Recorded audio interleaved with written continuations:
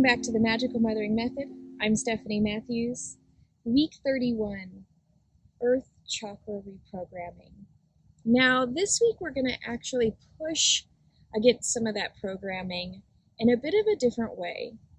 We've gone through reprogramming of our traumas, of our experiences, of our past. Now, this week we're going to go a little bit more into a reprogramming of what we think or have thought is possible. We're going to bring in maybe some beings that are not easily seen. I'm talking about the spirit guides or parts of our spirit team that are on the other side of what may be called the veil, or what is maybe not easily seen with our regular eyes. So throughout my life, I have had experiences or knowings of elemental beings. Now, the elemental beings are things like the fairies, unicorns, gnomes, imps, pixies, and other types of mythical creatures. So this week's reprogramming is going to really be about connecting more so with those unseen energies of the earth.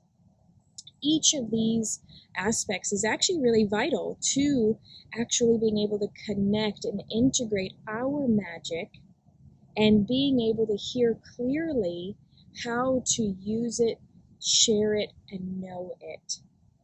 So there's a really powerful exercise that I want to start off with first, and that is sharing the energy of the plant world.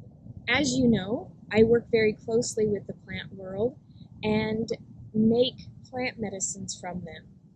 Now, on my spirit team, I have a wonderful gnome friend. His name is Clank. If you have ever used any of the Bringing the Wild Within planners, in the winter edition, I pull Clank into that planner and into the stories, and he is really the one who has shown and guided me into my connection with the plant world. You may have a similar friend or being on your spirit team. But if not, Clank is here to help share through me and through this program how to really connect deeply with not just the plant world, but all the elemental beings that are here in this world that we may just not be able to see with our physical eyes. So the first exercise that we're going to do is a tree energy sharing. So I like to place one or both hands on the tree. I'm going to put one hand on for now. I guess I have two hands on. Placing a hand on the trunk of the tree. And whatever emotions, whether you see them as positive or negative emotions, that is not as important. But especially things that we maybe call negative emotions or very strong or passionate emotions, anger, sadness, regret, guilt.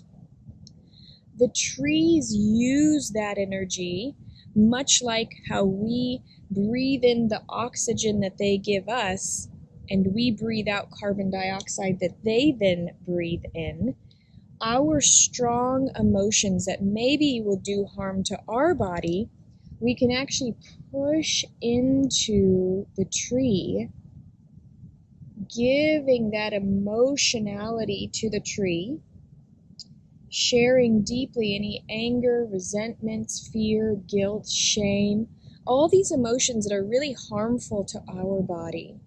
You send into the tree, and then you ask for a transmutation or an energy of the tree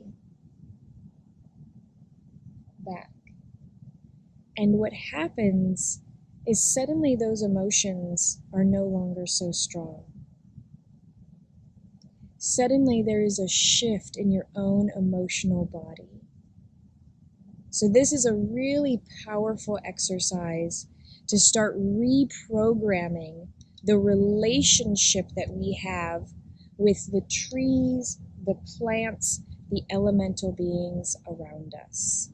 When we see the plant life, each plant has its own elemental being with it. There are fairies and nymphs and gnomes and mythical magical creatures that have been in every culture across the dawn of time. I really want us to start knowing beyond just a physical knowing. If you've been getting any sort of emotional release or healing from any of the visualizations that we've been doing thus far, I would like for you to step into trust a little bit more with me. Trust and know that there is a whole world around us that is not just watching, but eagerly in anticipation and waiting. So I'd like for you to sit outside, feet on the earth, barefoot, and I'd like for you to ask, what elemental beings do I have around me? And sometimes this is actually best done walking barefoot down a trail and just seeing or hearing little rustlings. And maybe in your mind it'll say, oh, that was a fairy, or that was a gnome, or that was an imp, or that was this tree's spirit guide calling to your own spiritual team or spiritual oneness group. And so really allowing for this expansion in the part of you that is deeply connected to the earth, your physical body, being very physically minded about it, and knowing that there are these other little entities that are around you. Now I want you to feel in your body where there is resistance to this idea. Does it seem impossible? It can't be. There's no proof. And I want you to honor those resistances. Honor that aspect that it's impossible. And allow for there to be both impossibility and possibility. Integrate the two until there's not this pulling of it's impossible or it's possible, but infuse those with maybe it's impossible for me to physically see them, but it's possible that they're there. Or maybe it's possible that one day I will be able to see them, and it's impossible that others may be able to. I would like for you to start dancing and playing with the elementals. And this is really an experiential week. Go outside and see the magic of what is waiting for you out there. Step into a realm that maybe has never been explored before, or maybe explored very heavily as a child.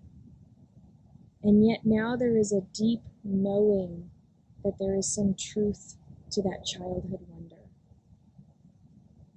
Activating and bringing your inner child along with you on this exploration of what is around you is going to be of the most benefit. This is one of those weeks that I really like to hear of your experiences. And if you'd like more support with this, I'd highly recommend joining in on one of the Magical Mothering Method retreats where we can be in person, exploring and navigating these ideas and these knowings together. Thank you so much for being a part of this journey. and letting me be a part of your healing journey. I'll see you soon.